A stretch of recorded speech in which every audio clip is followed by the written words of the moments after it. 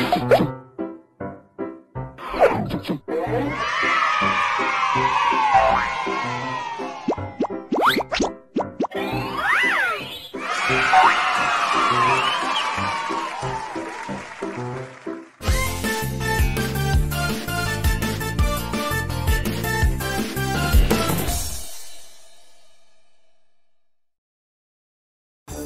sini ya.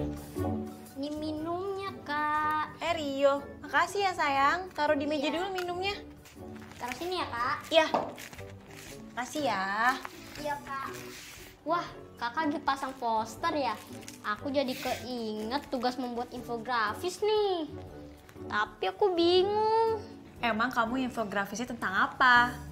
Jadi, hari ini aku dan teman-teman di rumah nanti akan membuat infografis proses terbentuknya bahan bakar fosil, Kak. Oh itu, bisa. Kamu kan bisa nih deh cari referensinya. Nih lihat, dari internet, udah banyak loh. Nih, tuh kakak tadi lihat-lihat juga. Wah, keren-keren juga tuh. Tapi kayaknya buatnya susah deh, Kak. Bisa kok, mudah banget. Karena kan kita bisa pakai dengan cara sederhana. Kamu tinggal siapin aja alat-alatnya. Dan juga buku gambar kamu.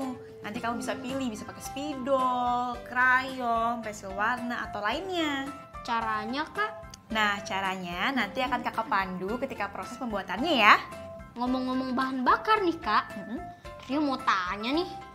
Bahan bakar apa saja yang digunakan di rumahmu? Dari mana keluargamu mendapatkan bahan bakar itu? Ayo dijawab ya, nggak usah ragu. Kak Zara sama Rio pingin banget dengerin jawaban kamu. Yuk beritahu kami. Teman-teman, mari kita mendengarkan cerita berjudul Kipas Angin Raksasa yuk.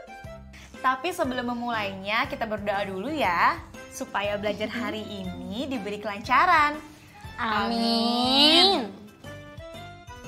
Kipas Angin Raksasa, karya Lemtit Seha dan Pisei Chan. Sophie tidak bahagia hari ini karena 3 penyebab.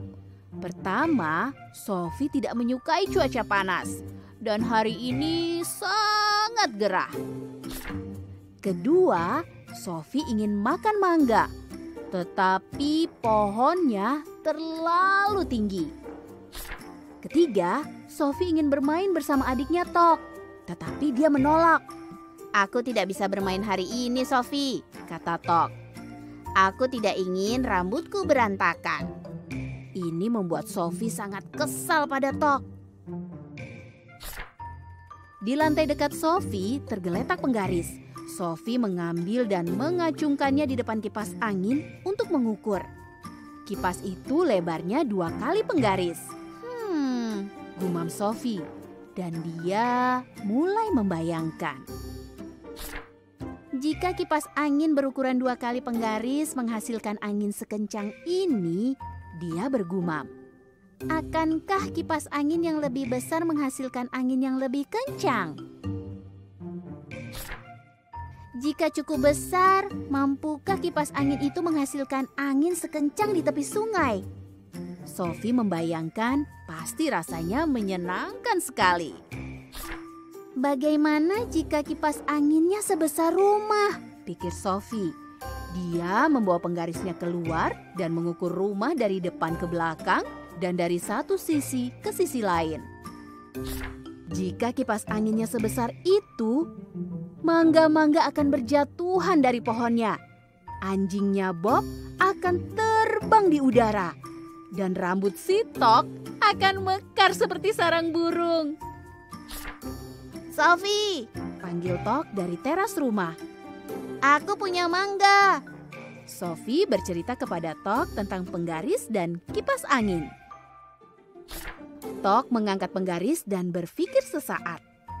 "Bagaimana jika ukuran kipas anginnya 1 juta kali penggaris?" ujar Tok. "Wow," sahut Sophie. "Kalau begitu kipas angin itu akan menjadi terbesar di bumi. Jika kita akan menyalakannya, semua akan berterbangan. Piring, belanga, meja, kursi, tas, buku, rumah, gedung, dan bahkan pohon mangga. Ketika matahari terbenam, Tok dan Sofi duduk di sebelah kipas angin kecil yang tua, makan mangga dan tertawa. Mungkin suatu hari nanti kita akan membuat kipas angin raksasa bersama-sama, Tok, ujar Sofi. Kamu membuat kipasnya, kata Tok. Dan aku yang akan makan mangga yang berjatuhan. Selesai. Nah, begitulah cerita dari kipas angin raksasa. Seru bukan? Rajin-rajinlah membaca ya teman-teman, supaya wawasan dan ilmumu terus bertambah.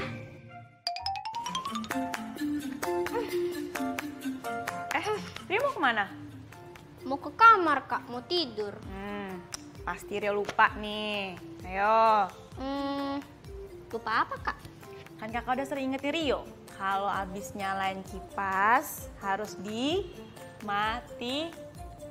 Oh iya, Kak. Rio lupa. Ya udah nggak apa-apa. Tapi tolong ya, dimatiin kipas angin. Oke, Kak. Teman-teman, jangan lupa ya matikan alat listrikmu jika sudah tidak diperlukan lagi.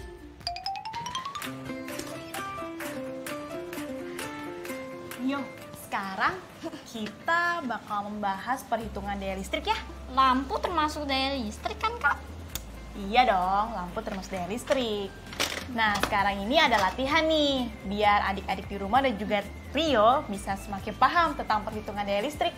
Kita bayangkan, di rumah Odi terdapat 3 buah lampu yang memiliki daya 7 watt masing-masing. Kemudian ada 2 buah lampu yang memiliki daya 10 watt masing-masing. Dalam sehari, Odi menghidupkan lampu tersebut selama 3 jam. Sekarang, tentukan daya listrik yang digunakan 5 lampu tersebut selama 30 hari dalam satuan kWh. Adik-adik yang perlu kalian tahu adalah 1000 watt sama dengan 1 kWh. Nah, kakak kasih cara mengerjakannya ya adik-adik. Jadi abis ini kalian bisa lebih paham. Kita jabarkan dulu jumlah lampu yang 7 watt dan 10 watt. Kemudian kita kalikan jumlah lampu dan wattnya. Jadi 3 lampu kali 7 watt sama dengan 21 watt. Selanjutnya 2 lampu kali 10 watt sama dengan 20 watt. Rio dan juga adik-adik di rumah masih ingat nggak nih? Cara selanjutnya seperti apa? Ayo. Masih ingat dong, Kak. Kayak gini nih. Kita akan menghitung seluruh daya listrik yang digunakan. 3 lampu berdaya 7 watt sama dengan 21 watt. Kemudian 2 lampu berdaya 10 watt sama dengan 20 watt. Kita jumlah 21 watt ditambah 20 watt sama dengan 41 watt. Setelah itu, lampu kan digunakan selama 3 jam per hari ya. Maka daya yang digunakan sehari adalah 41 watt kali 3 jam sama dengan 123 watt jam atau 123 watt hour. Nah, 123 watt hour itu untuk sehari. Jadi, berapa yang digunakan untuk 30 hari? Caranya mudah. Tinggal kita kalikan saja. 123 WH kali 30 hari sama dengan 3.690 WH. Selanjutnya, kita ubah satuan 3.690 WH menjadi kWh. Nah, ini tinggal kita bagi saja.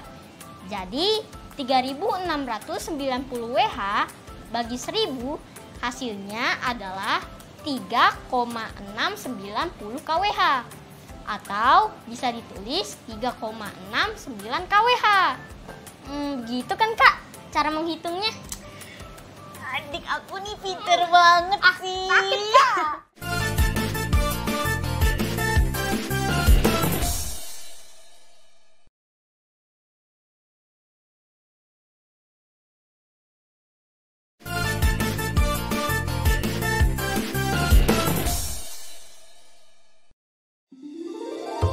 Adik-adik, tahukah kamu bahwa penggunaan bahan bakar fosil atau bensin untuk kendaraan memiliki dampak yang kurang baik untuk lingkungan karena emisi atau polusi yang dihasilkan?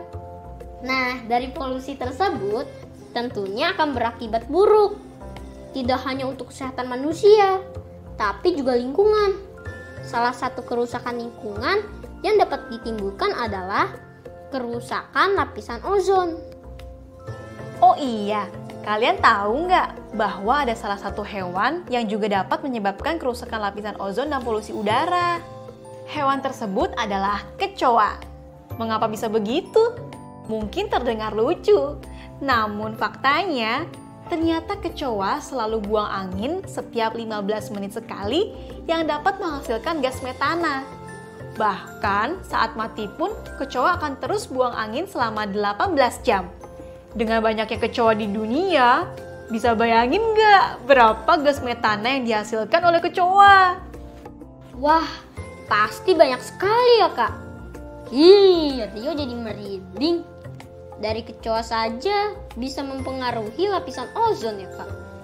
Sedangkan kalau ada kerusakan lapisan ozon, bisa menyebabkan pemanasan global yang mengancam kehidupan banyak hewan. Di antaranya seperti kata Harley Quinn.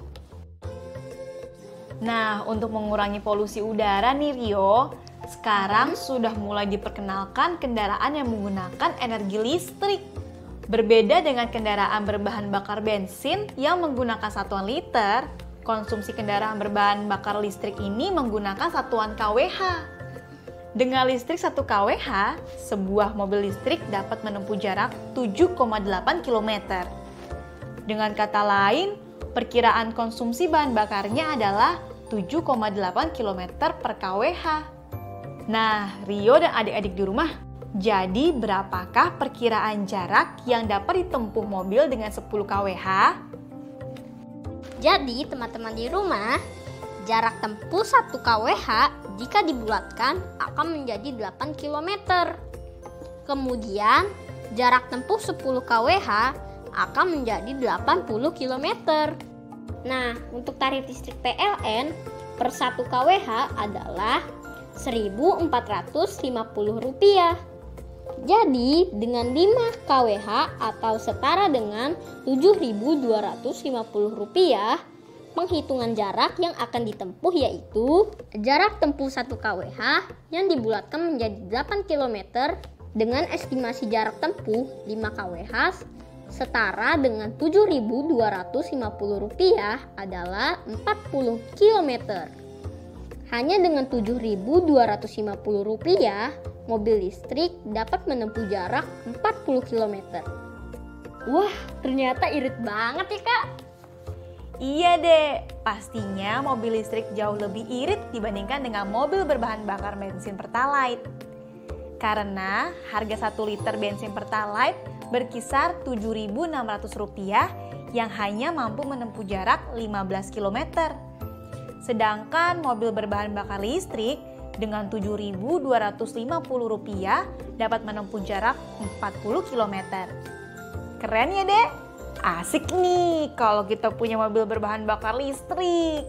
Setuju kak, pasti asik banget.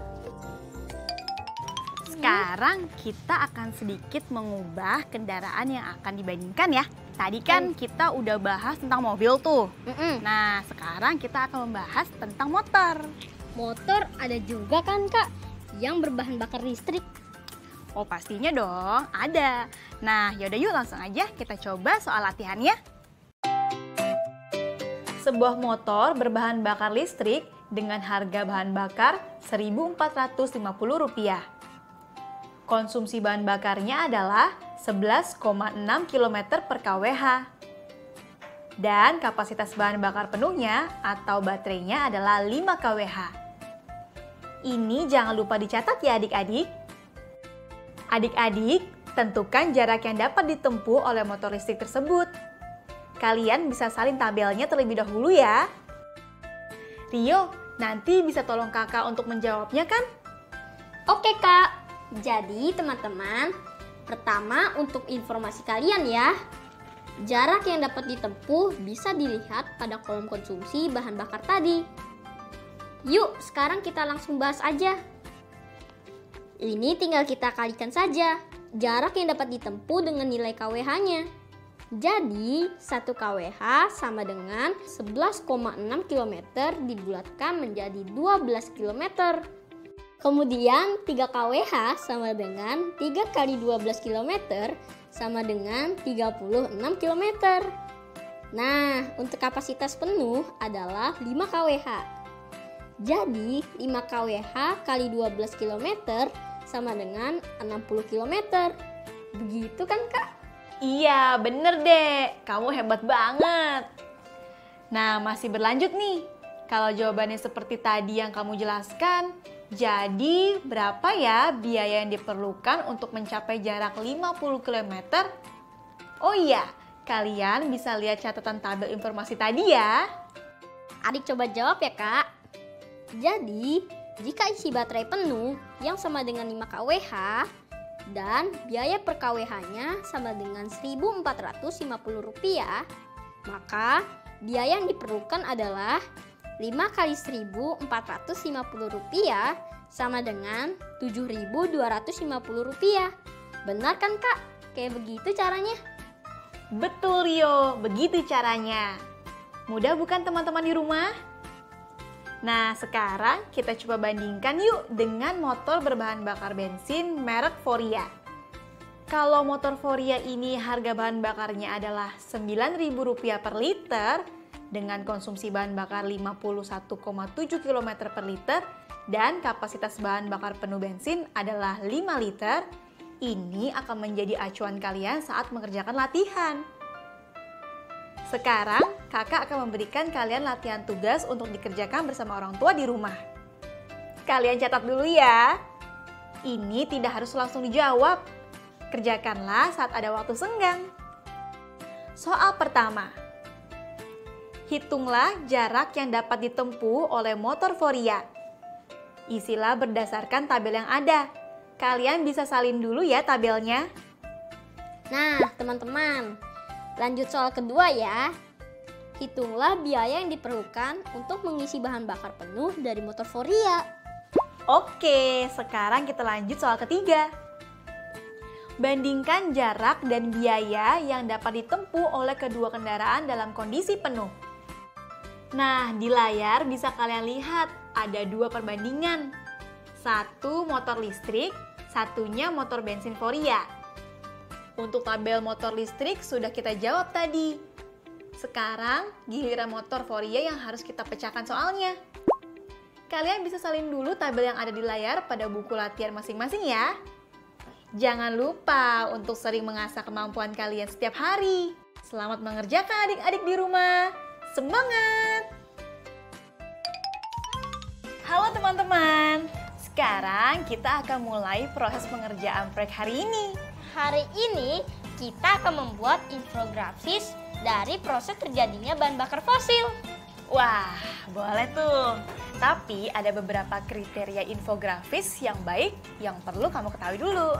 Pertama, jelas tujuannya. Apakah memberikan informasi, apakah menghibur? 2, berdasarkan sumber yang dapat dipertanggungjawabkan. Ketiga, sesuai dengan kebutuhan pembaca. 4, susunan gambar dan teks yang harmonis dan juga menarik. 5, sederhana, mudah dibaca dan juga mudah dipahami. Nah, yang keenam, alurnya yang jelas, bisa dari atas ke bawah atau dari kiri ke kanan. Oke deh, sekarang kamu siapin alat gambar kamu dan juga buku kerja kamu. Nah, untuk mempermudah, kita isi terlebih dahulu tabel di samping ini ya. Isi tema atau topik proses terjadinya bahan bakar fosil.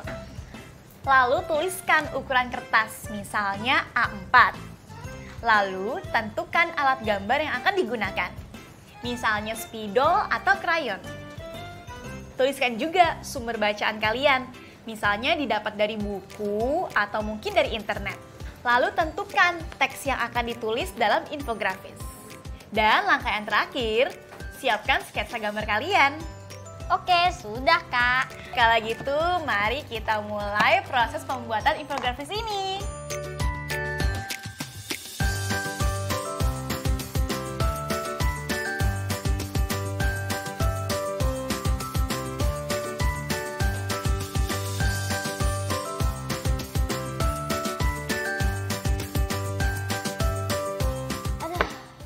Selesai juga Kak. Wih, kayak gimana sekarya kamu? Ini nih hasil karya buatanku. Bagaimana infografis buatanmu?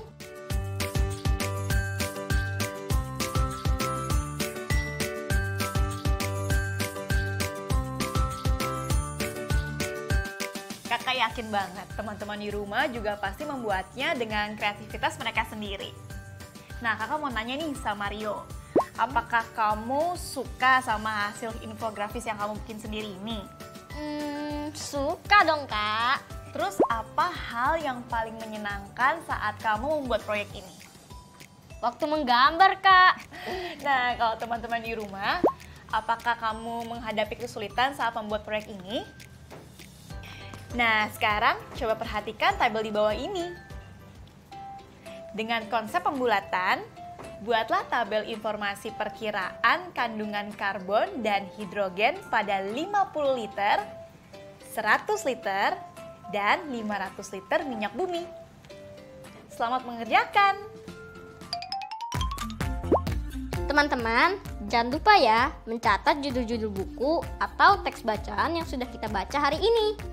Seperti hari ini, aku sudah membaca teks berjudul Kipas Angin Raksasa.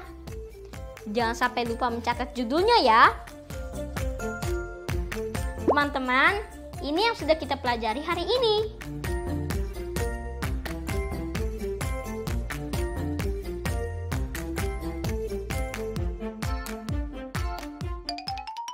Teman-teman, gak kerasa nih, waktunya sudah selesai deh. Kini saatnya Kak Zara dan juga Rio pamit undur diri dulu ya. Sampai berjumpa lagi. Oh iya, jangan lupa ya mengulang pelajaran hari ini. Yap, betul banget. Semakin giat berlatih akan membuat kamu lebih paham lagi. Oh iya, jaga kesehatan ya. Ingat terus 3M. Dadah! Dadah! Ayo Kak, masuk. Yuk.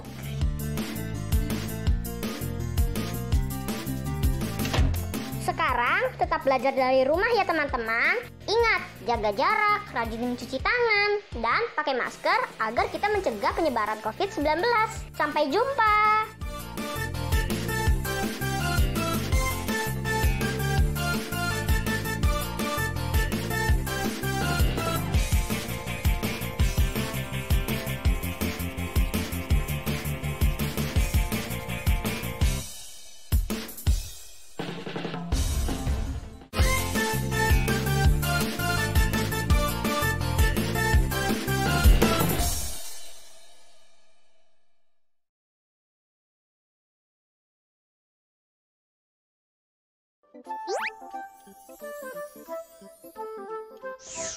Halo sahabat Dikbud, di masa kebiasaan baru seperti sekarang ini, ingat selalu pesan ibu.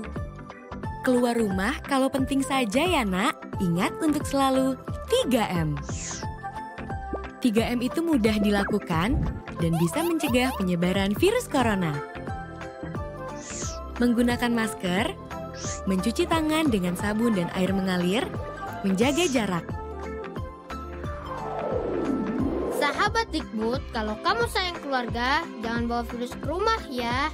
Ingat pesan ibu, ingat 3M.